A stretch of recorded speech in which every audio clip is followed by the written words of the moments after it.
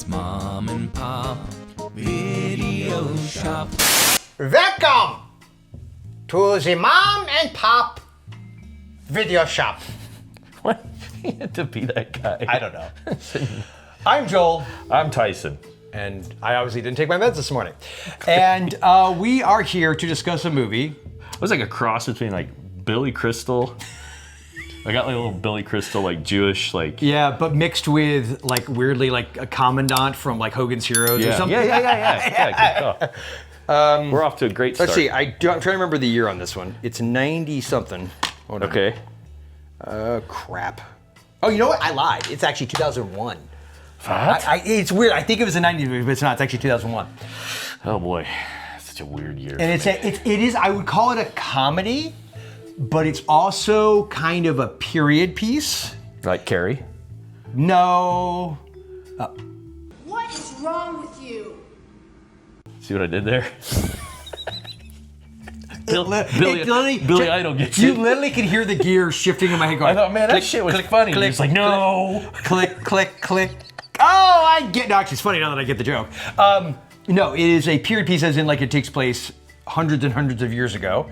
In 2001? Yep, and it stars, unfortunately, someone we lost far, far, far too young that would ask you, why so serious? Oh, Knight's Tale? It is A Knight's Tale. Wow. God, you surprised me with a lot of picks today. Yeah, I just randomly was like, you know what? I want to watch A Knight's Tale. Okay. So we showed this to our kids. We watched it. I remember when this came out, loving it. Like, because I'm a big fan of Brian Helgeland. He had done Highway to Hell. Do you remember that movie? It was with Christy Swanson. It's like a kind of a low budget. It was on I remember seeing it like on HBO or something. It. Yeah, it's like a really kind of over the top. It's got like this badass like demon cop, sheriff, or state trooper, whatever the hell he's supposed to be, and they pull people into hell. Anyway, it's over the top. It's kind of a comedy horror thing, but okay. Yeah, I would recommend you checking it out. But he also wrote the screenplay for LA Confidential, which that movie rules. I'm trying to think of the book that it was based on too. Because I have the book. I read it. Anyway. Oh, well, LA Confidential. It's based on LA Confidential because that's what's his name? Is it Elmore James? Or not Elmore James? Elroy. James Elroy. Yeah. Who also wrote the book about the nonfiction book about Black Dahlia and all that stuff. Yes. But anyway, he also did, I think, Payback with Mel Gibson. I'm pretty sure he either wrote and directed or just wrote that one. I remember liking that movie quite a bit. But anyway, point is, I'm a fan of Brian Helgeland. And keep talking. I gotta get a drink. Okay, well, he's gonna go get a drink, and while he's drinking, I'm gonna keep talking. So, Knight's Tale, I'll just read off the back of the box real quick. The 14th century takes a rocking new twist in A Knight's Tale, a stylish, exciting, action-packed adventure starring Heath Ledger, the Patriot, 10 Things I Hate About You, and obviously this predates Dark Knight, from acclaimed director Brian Helgeland. Payback, okay, he did direct Payback, with heroic performances. Okay. From Mark Addy, the Full Monty, Down to Earth, Rufus Sewell, Dangerous Beauty, and Dark City. Which Dark City? Did you ever see Dark City? I did, but I didn't appreciate it at the time. You need to rewatch Dark City. That's a great movie.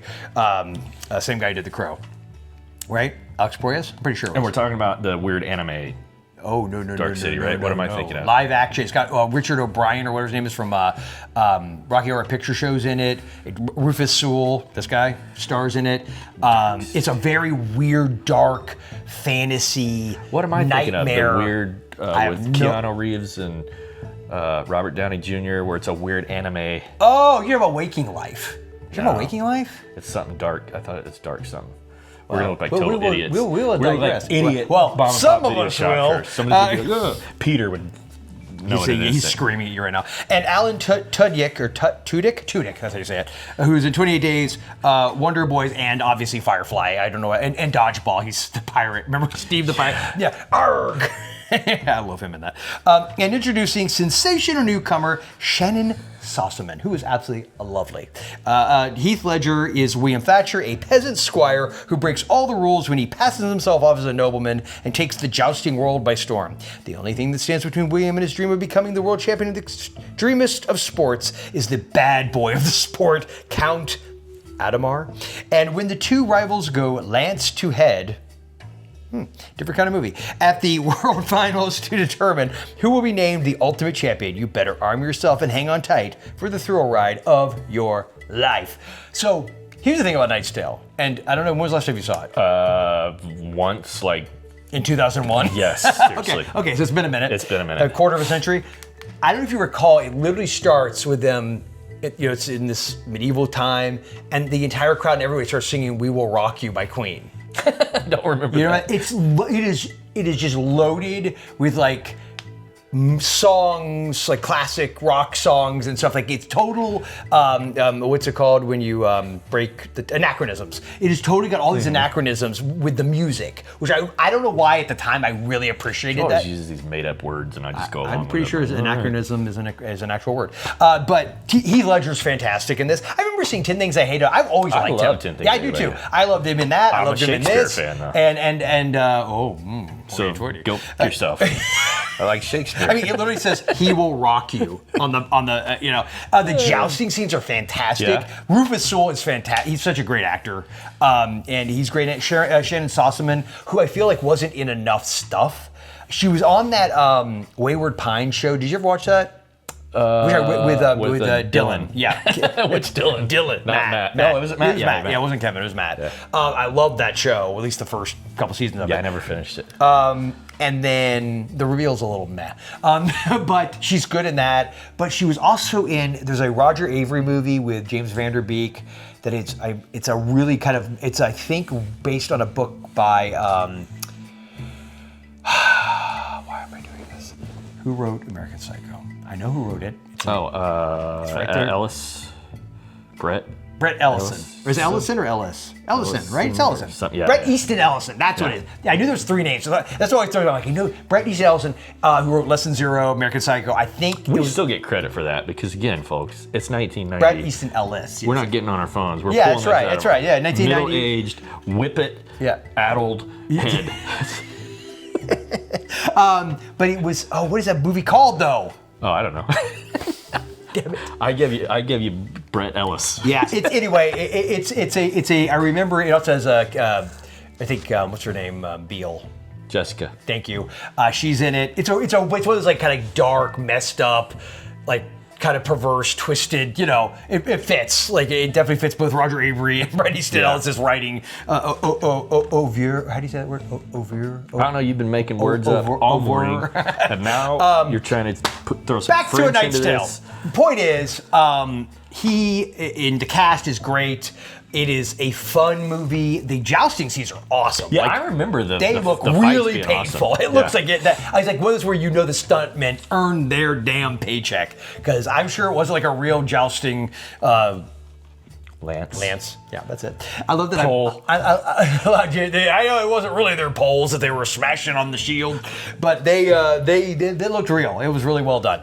There's good humor. Oh, freaking! They didn't mention on the box. Paul Bettany as freaking Chaucer. Chaucer shows up. Like Geoffrey Chaucer. That's what I love too. Is it's got this. Like you can tell the people. Canterbury Tales. Yes, that guy. Yes, and it's great because when he shows up, he's butt ass naked. And he's like, tracks. They gave Chaucer a gambling problem, so he like gambled like literally every thread of clothing he owned. I gotta rewatch it. It's a fun movie. Like it's a fun movie, and it's satisfying. And there's this great scene because they're in like a ballroom, and it's like very refined. It's the medieval, and they're doing the whole where they dance, and they have like these little, and then all of a sudden it kicks into like a David Bowie song, and they're all just like they're much more like like today. I promise I won't rant. When they talk about the modern, we have to make this for a modern audience. That's how you do it. You basically just. I'm not gonna go on a rant, but I'm just saying, you basically don't need to use that expression as an excuse to infuse it with some like moral messaging. What you got to do is make it relatable to the people. Like I feel like if you make something today, like A Knight's Tale, and you made it for a Gen Z audience, right? If you actually like to think, I want younger people to like this movie, I would, I don't know, A, talk to them, and B, I would infuse it with stuff I think they would appreciate. Does it make sense? yes. Okay. In theory. Yeah, okay, in theory. My point is like, I feel like this is a movie that is, when they made it, their thought was a bunch of Gen Xers and people like that were still young enough, but we had disposable income. That's what they were trying to appeal with this. But they, at their first goal, the one that matters most, they were trying to tell a good story. And Brian Helgeland wrote a good story. He wrote a good script. It's a smart script. It's the fact that he works Chaucer into it and all this other stuff. I gotta rewatch it. You really need to rewatch it. If you want to check it out from the mom and pop video shop, you could do so. I might owe some Back. yes. You do have back fees, Yes. yeah. I got some late rental fees at Mom and Pop Video Shop that we don't want to talk about. Yeah. So for me, this is a 3.5. I know we don't usually do the rounding. I wouldn't call it a 4, but it's definitely worth watching. It's worth the revisit, 100%. Yeah, I mean, instinctively, I'd feel like a 3 for me, but I don't. I feel like I don't you- want to die on that hill because I need to rewatch it. Yeah, I'd be shocked if you didn't at least give it a 3. Yeah. If you're like, this thing sucks, I give it a 1 or 2. I don't know. I feel like you'd be at least a 3. So, Knight's Tale, do you remember it? Do you like it? I kind of weirdly, I remember in this time period, because I was such an effing snob, I liked this movie at the time, but there's a lot of movies in the early 2000s. I remember being like, oh, this is... Whereas now, as I'm going back and rewatching, like, it is nostalgia. I know that's what it is. But I had this weird fondness for them. Does that make, you know what I'm saying? Like, if you could go back and not be a prick about it, like That's it. sort of, like, right there. great. Right there. Right Yeah. there. The not be a prick part. Yeah. Yeah. But yeah, Knight's Tale, a lot of fun. 3.5 stars. Tapes for yours truly. And yeah, that's pretty much it. Remember sure to like, share, subscribe if you haven't already. Leave us comments. We love to hear from you guys. Unless you're telling us how to speak, in which case, don't love that. Just saying. I just don't care. I know. Well, there is that. Doesn't care. But yeah, but definitely tell us what you think about this movie or any movie, just randomly in the comments. That'd be fine. And remember, at Mom and Pop's, our love of... No, you weren't thinking. I caught him off guard. No, it wasn't. Robin Hood, Prince of Thieves. Oh, God, I love that movie. Yeah. Anything I do it for you. How long did we live in the grasp of Bryan Adams and that being the top? Oh, I don't care. I still love the song. I love the song. I love that movie. I love was Bryan getting- Adams. You know what? Judge me if you will. Yeah. Summer of '69, even though once you know what it's really about, you're like, really? I mean, damn, I guess that's dirty. Morgan Freeman was like 80 in that movie, and he's like 80 now. How does that happen? I don't know. I also love Kevin Costner's accent. Mistletoe. Never stops.